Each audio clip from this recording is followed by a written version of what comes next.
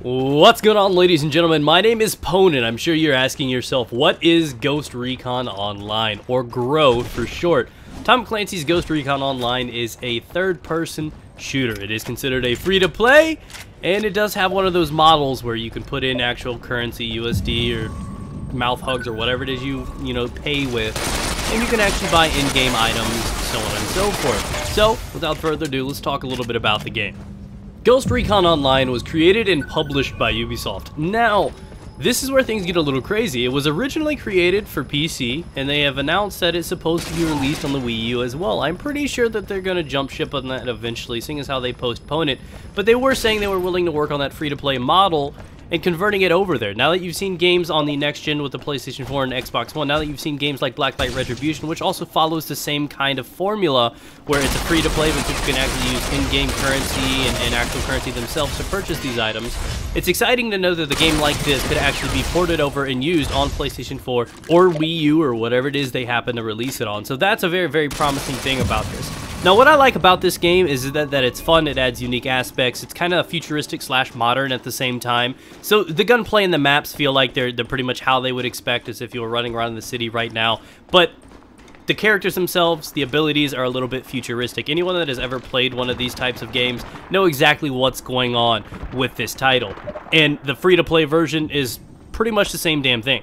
Truth is, Ghost Recon Online is one of two games that I play a lot that I don't really post on my channel, but I'm probably going to change that here soon. With the failure of Call of Duty Ghosts, I think I'm going to bring in a couple new games to hold me over until Destiny and Titanfall come out, and I think those games are going to be America's Army, Proving Grounds, and this one right here. I really do enjoy these, and because they are free to play, they're very, very nice, but even in-game when you're playing, and this is one great bonus to both of those games, is that when you're playing these games, well, people are using the in-game VoIP, people are just communicating. It's just not a bunch of people squeaking around and laughing and talking about vaginas or anything. These guys are actually like tactical. There's one on the roof, go there, do this, and they work together using the abilities together. Now, there are very, very, very unique abilities used in this game. Things they like to call the microwave, where you can just disorient the enemy team, can't do anything about it. There's a bubble, which some of these are a little cheesy, the bubble being one of them. The Aegis, where basically you put this giant shield around you, and you can't take bullets. In order to breach that, you got to get inside his bubble and punch him in the face. So some of these abilities are a little crazy. There's cloaking, there's all kinds of different things, ability to see through walls, stuff like that. And those things are very, very unique. Oracle is one of my favorite ones, and it's the one that allows you to see through wall, which is probably what you've seen a few times in this gameplay already yourself. Now, as for what's inside the game, standard stuff. You've got your guns, pretty decent customization. You have, you can do stock, barrel, magazine, blah, blah, blah. You can add all of those things to it and customize it as you go on. You can upgrade your armor and character as well, which is pretty unique, and I do like that. There's not enough things that you can customize your headgear and your chest and everything like that.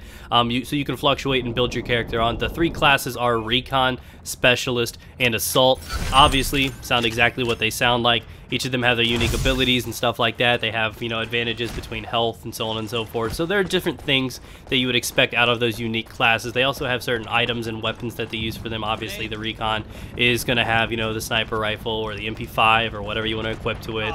Some have the shotgun, so on and so forth. So you take advantage of what this is. It's a very simple game. It's a very fun to play game, and it's a very, very good game to play with friends to work on communication and skills and just be able to dominate a team. If you have a good player that can work together, and you're just running with one friend, and you guys can work and use your abilities together, you could take over entire points and objectives together. So overall, with my experiences on this game, again, it's free to play. They have a pretty decent model. You actually gain in-game currency pretty quickly. Obviously, you have to buy grenades and stuff like that over and over and over again. That's how it kind of dwindles down. But if you're willing to not have grenades or special magnum ammo or something like that over time, you can save that money up and easily purchase lots of items, lots of weapons for your library, and do a lot of good things for that. So it's not one of those games where you have to play 2 weeks until you even get just a basic weapon.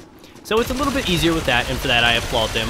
When you just hop right into the game and use the default stuff, you can aim against the people that have those pay-to-win classes and all those really, really strong weapons unlocked. Of course, they're going to have the advantage. Of course, they're going to get the better of you a couple times, but it's not like you can't put up a fight.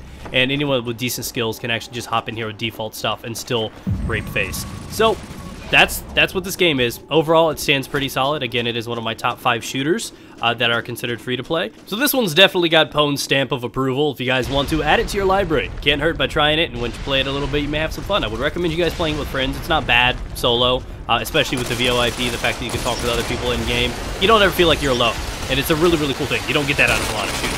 So, enjoy yourselves. Go try it out. I rate this one a safe 7.5 out of 10, and that is including the fact that it is a free-to-play, and I guess they may give it a slight nudge.